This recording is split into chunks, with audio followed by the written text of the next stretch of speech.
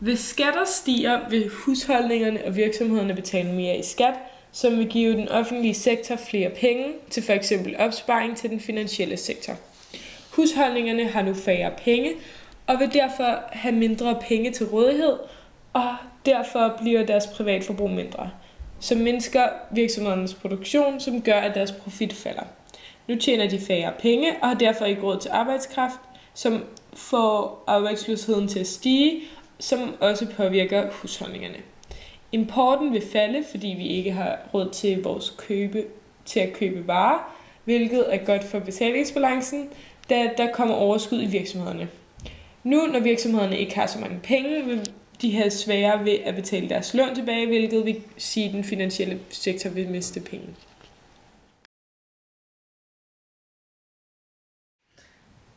Hvis lønnen stiger, bliver den offentlige sektor rigere i form af, at den får flere penge via skatten. Husholdningerne får også flere penge, når lønnen stiger, hvilket gør, at deres privatforbrug stiger og at importen stiger. Virksomhederne får nu flere penge og ansætter flere, hvilket formindsker arbejdsløsheden. Efterspørgslen vil stige, hvilket gør, at inflationen stiger.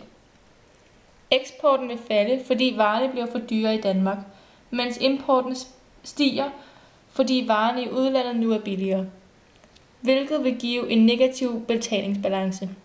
Fordi folk nu har flere penge, vil de også tage flere lån i den finansielle sektor, hvilket gør, at den finansielle sektor også får flere penge og kan tage lån i den offentlige sektor. Hvis skatten sættes ned på lønindkomsterne, får husholdningerne flere penge, mens den offentlige sektor får færre penge. Importen vil nu stige, og privatforbruget vil også stige. Og nu får virksomhederne flere penge, dog skal de betale mindre i skat, og så eksportere og importere de varer. Nu når virksomhederne har flere penge, kommer der flere penge i deres opsparing i den finansielle sektor. Stigningen på løn i husholdningerne gør, at der vil ske en øget efterspørgsel i virksomhederne, hvilket medvirker inflation, som gør betalingsbalancen negativ. Hvis renten sænkes på udlån, vil virksomhederne og husholdningerne foretage flere lån. Virksomhederne vil derfor øge deres produktion og vil derfor have brug for at ansætte flere medarbejdere, som vil formindske arbejdsløsheden.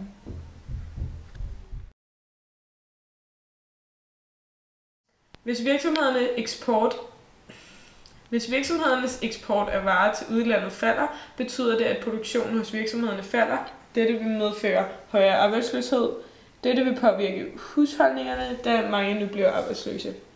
Derfor har de mindre penge at bruge af, så importen falder også, fordi husholdningerne ikke har råd til så meget. Større arbejdsløshed betyder også mindre penge i den offentlige sektor. Virksomhederne har en lav produktion, så den offentlige sektor får også færre penge i form af skat.